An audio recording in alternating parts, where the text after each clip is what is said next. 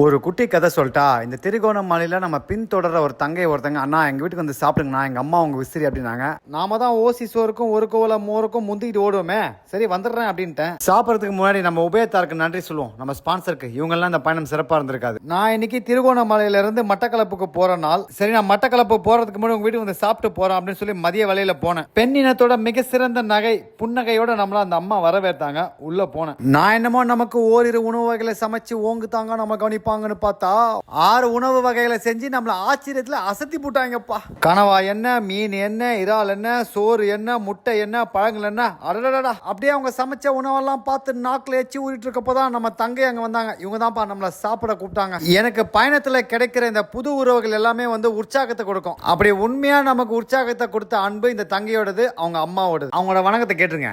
வணக்கம் அண்ணா ஊட்டிங்களா அண்ணா. இவங்க வீட்டுல இன்னொரு உறுப்பினர் இருக்கிறாரு. அவரை பாக்குறீங்களா? இந்தா இவர் தான். என்ன நினைச்சாப்பலான்னு தெரியல, நம்மள பார்த்த செதறி ஓட்டாரு. நம்ம மூஞ்சி அம்புட்டு கொடூரமா இருக்குது. நான் பயண நேரங்கள்ல அதிகமா சாப்பிட்றதில்ல, ஆனா இந்த மாதிரி சாப்பாடை மட்டும் பார்த்துட்டேன், அதை ஒரு கை பிடிக்காம விடுறதில்ல. பாலாஜி தொடங்கடா உணவு வேட்டைய. உணவு மிச்சம் இருந்தா கற்றா மூட்டைய. நம்மள ஒரு பிரபலமாவே கருதிட்டாங்க போல. கை கழுவுறதுக்கு தண்ணி முதற்கொண்டு நம்ம மேசைக்கே வந்துருச்சு நேரம். அவங்க சமைச்ச அத்தனை உணவையும் ஒத்த தட்டுல போட்டு ஒய்யாரமா சாப்பிட உக்காந்தேன். முதல்ல கனவால இருந்து தொடங்கினேன். கரசாரமா இருந்தது. அப்புறம் நண்டை நசுக்கி சாப்பிட்டேன். நச்சுன்னு இருந்ததுப்பா. இது கூடவே உருளைக்கிழங்கு செஞ்சிருந்தாங்க பாருங்க. அடேங்கப்பா, என்ன ஒரு சுவை. அப்புறம் மீன் குழம்பா ஊத்தி சாப்பிட்டேன்.